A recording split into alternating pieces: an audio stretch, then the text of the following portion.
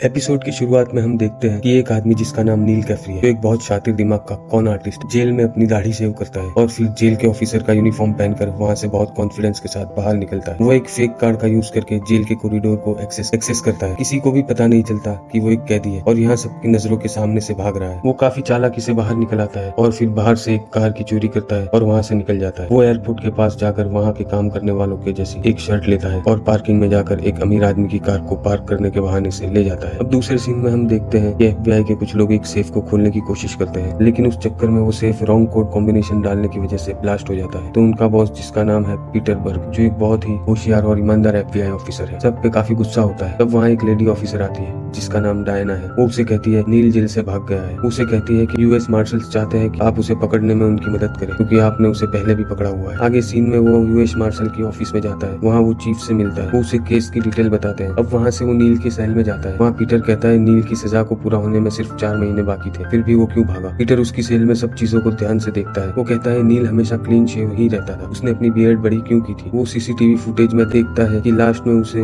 उसकी गर्लफ्रेंड मिलने आई थी, जिसने उसे हमेशा के लिए बाय बोला था। अब पीटर, क्योंकि नील को अच्छी तरह से जानता है, उसने पहले भी उसे एक बार गिरफ्तार किया हुआ है, इसलिए उसके अगले मूव को जानता था। वो एक बिल्डिंग में पहुंचता है जहाँ नील नीचे बैठा हुआ था और उसके हाथ में एक वाइन की बोतल है जो खाली है। पीटर उसे कहता है तुम्हारी गर्लफ्रेंड केट अब शायद तुम्हें छोड़ के चली गई है, क्या उसने इस बोतल में कोई मैसेज छोड़ा है। नील कहता है शायद ये बोतल ही एक मैसेज है। अब नील को भी पता था कि पीटर उसे ढूंढता हुआ यहीं आएगा, लेकिन उसे अपनी गर्लफ्रेंड को कैसे भी करके ढूंढना था, इसलिए सजा पूरी होने में सिर्फ 4 महीने बाकी थे। तब भी वो जेल से भागा था। अब दोनों कुछ बातें करते हैं। तब नील को पीटर के सूट पर ऊपर एक धागे जैसा कुछ दिखता है। नील उसे कहता है क्या तुम जानते हो ये क्या है। पीटर कहता है नहीं, बट ये बहुत जरूरी है और मैं इसकी इन्वेस्टिगेशन में हूँ, लेकिन मुझे कोई सुराग नहीं मिला है। नील कहता है कि अगर मैं बता दूं कि ये क्या है तो क्या तुम मुझे 1 वीक बाद जेल में मिलने आओगे। पीटर कहता है हाँ। नील कहता है कि ये सिक्योरिटी फाइबर है, कनाडा के नए $100 की नोट के। अब यहाँ पूरी फोर्स आ जाती है और नील को अरेस्ट करके ले जाती है। आगे डायना पीटर से कहती है कि पूरा डिपार्टमेंट तुमसे काफी इम्प्रेस है, क्योंकि नील ने जो $100 की नोट के बारे में बताया था वो सही है। खुद कैनेडियन गवर्नमेंट भी इस बात से शौक है कि ये इन्फॉर्मेशन तुम्हारे पास कैसे आई। अब पीटर नील को मिलने उसकी जेल में जाता है और उससे पूछता है कि तुम्हें कैसे पता चला। नील कहता है मैं अपने काम में माहिर हूँ। और अब वो कहता है कि तुम जिस आदमी के पीछे पड़े हो उसी लोग डचमैन के नाम से जानते हैं, और अगर चाहो तो मैं इसमें तुम्हारी मदद कर सकता हूँ, मुझे यहाँ से बाहर निकाल दो। पीटर उस पर ट्रस्ट नहीं करता और कहता है कि मैं जानता हूँ कि तुम्हें यहाँ से निकालते ही तुम फिर भाग जाओगे। नील कहता है मैं 24 घंटे तुम्हारे सर्वेलेंस में रहूंगा, तुम मुझे एक एंकल ब्रेसलेट लगा कर रख सकते हो। अब पीटर जब अपने घर पर होता है वो वहाँ अपनी वाइफ से ये सारी बातें डिस्कस करता है। वो कहता है कि नील पर मुझे भरोसा नहीं है, वो कोई साइड एंगल पर काम कर रहा है। उसकी वाइफ कहती है हाँ, लेकिन उससे तुम्हें कोई नुकसान नहीं होगा, वो सिर्फ अपने प्यार की तलाश में, और शायद तुम उसकी जगह होते तो तुम भी ऐसा ही करते मेरे लिए। और पीटर के दिमाग में ये बात बैठ जाती है। अगले दिन वो नील को जेल से बाहर निकालता है और फिर दोनों वहाँ से एक मोटेल में जाते हैं जो नील का नया घर होने वाला था। नील को पीटर के 2 माइल्स राउंड एरिया से बाहर जाने की परमिशन नहीं थी। जैसे ही वो उसके बाहर जाएगा डिपार्टमेंट उसके पीछे लग जाएगा। अब नील को ये मोटेल पसंद नहीं आती। वो पीटर को कहता है क्या कोई अच्छी जगह नहीं है मेरे लिए। पीटर कहता है डिपार्टमेंट इससे अच्छा और कुछ नहीं कर सकता, और उसे ताना देते हुए कहता है अगर तुम अपने लिए कोई बेहतर जगह देख सकते हो तो देख लो। अब नील एक स्टोर में कपड़े खरीदने जाता है। तब एक लेडी वहाँ पे अपने हस्बैंड के कपड़े डोनेट करने को आती है। वो कपड़े काफी महंगे ब्रांड के होते हैं। लेडी काफी रिच होती है। नील अपने चार्म से उसे काफी इंप्रेस कर लेता है। लेडी उसे कहती है कि मेरे बंगलों में एक रूम है, अगर चाहो तो तुम वहाँ रह सकते हो। अगली सुबह पीटर उस मोटेल में नील को लेने जाता है। नील वहाँ अपने नए एड्रेस की चिट्ठी छोड़कर गया होता है। अब पीटर वहाँ जाता है। वो देखता है कि नील एक आलीशान बंगलों में शिफ्ट हो गया है। वो अंदर जाता है तो वो लेडी जिसका नाम जून है उसका वेलकम करती है और नील का रूम दिखाती है। नील ऊपर टेरेस पे आराम से मॉर्निंग कॉफी पीता है और न्यूज़पेपर रीड करता है। पीटर ये सब देख के काफी सरप्राइज हो जाता है। वो नील से कहता है तुम ये सब कैसे कर लेते हो। वो उसे कहता है अब तुम तैयार हो जाओ, हमें जाना होगा। वहाँ जून भी आ जाती है। पीटर उसे कहता है कि तुम्हें होशियार रहना होगा, नील काफी चार्मिंग है लेकिन वो एक क्रिमिनल है। तो जून कहती है हाँ मैं जानती हूँ,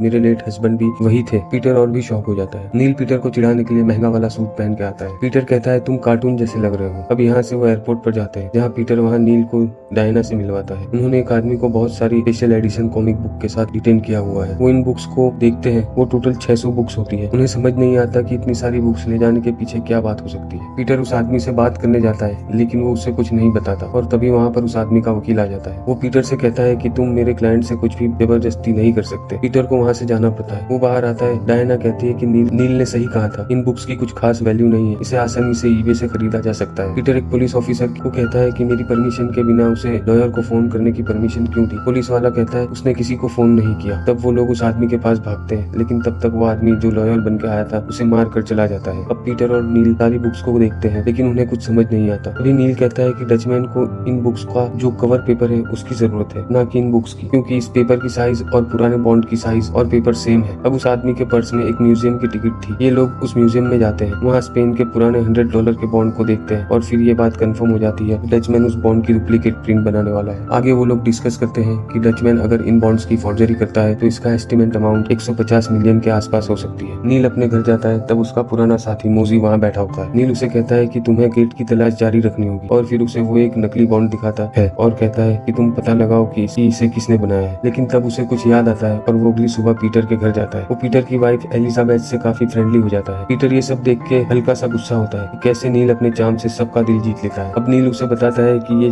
डचमैन कौन है। वो कहता है उसका नाम कर्टिस हैगन है और ये बॉन्ड उसने ही फोर्ज किया है। उसने अपना सिग्नेचर भी उसमें रखा हुआ है। फिर नील कहता है हैगन आज चर्च में रिस्टोरेशन का काम करने वाला है, हम वहाँ उसे चेकआउट करने जा सकते हैं। अब वो दोनों चर्च में जाते हैं। वहाँ एक बड़ी सी पेंटिंग होती है, वो भी हैगन ने बनाई होती है। अब वो लोग उसमें हैगन की सिग्नेचर देखकर कंफर्म कर लेते हैं कि इन सब के पीछे हैगन का ही हाथ है। और फिर वहाँ हैगन आ जाता है। वो नील को पहचान लेता है। पीटर अपने आप को नील का फ्रेंड बताता है। हैगन उन्हें वहाँ से निकल जाने को कहता है। फिर अब वो लोग अपनी ऑफिस में बैठे होते हैं और डायना उन्हें खबर देती है कि हैगन कंट्री छोड़कर जा रहा है, वो भी एक वीक में। अब यहाँ FBI के पास कोई सॉलिड प्रूफ नहीं था कि वो हैगन को अरेस्ट कर सके।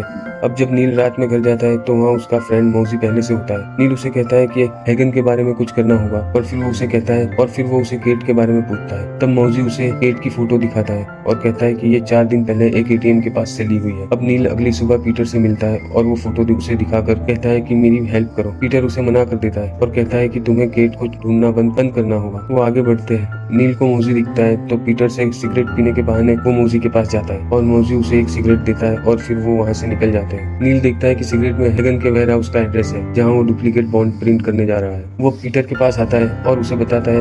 वो दोनों उस जगह पर जाते हैं और कंफर्म करते हैं। अब ऑफिस में आकर पीटर नील से कहता है कि हमारे पास कोई ठोस सबूत नहीं है जिससे हम वारंट लेकर उस वेयर हाउस पर जा सके। फिर पीटर कहता है कि ये इन्फॉर्मेशन जिसने दी है तुम्हें उस आदमी को यहाँ लेकर आना होगा। नील कहता है तुम किसकी बात कर रहे हो? तब पीटर कहता है हम FBI हैं, हमें पता चल जाता है वो सिगरेट वाला दोस्त, तुम उसे कल सुबह यहाँ लेकर आओ, हमें कोई रास्ता निकालना होगा। अब नील रात में अपने रूम में लेटे हुए लॉ की बुक रीड कर रहा होता है और उसे अचानक से एक आइडिया आता है। वो उठकर सीधा हैगन के वेयर हाउस पर जाता है और फोटो खींचने लगता है। हैगन के आदमी उसे पकड़ लेते हैं और अंदर ले जाते हैं। वो अंदर जाकर मेन ऑफिस में खुद को बंद कर देता है। अब दोस्तों क्योंकि हैगन का वो ठिकाना नील के GPS ट्रैकर की रेंज से बाहर था तो FBI को पता चल जाता है कि नील भाग गया है और उन्हें उसका लोकेशन भी पता होता है। पीटर पूरी फोर्स के साथ ठिकाने पर पहुंच जाता है और सबको अरेस्ट कर लेता है। वहाँ वो हैगन को और वो किलर को भी अरेस्ट कर लेता है जो उस आदमी का लॉयर बन के आया था और उसे मार दिया था। दोस्तों दरअसल में ये नील की एक चाल थी कि वो वेयर हाउस में घुस जाए और उसे पकड़ने के लिए पीटर वहाँ आ जाए, क्योंकि FBI के पास अंदर घुसने का वारंट नहीं था। लेकिन नील जो एक फरार मुजरिम है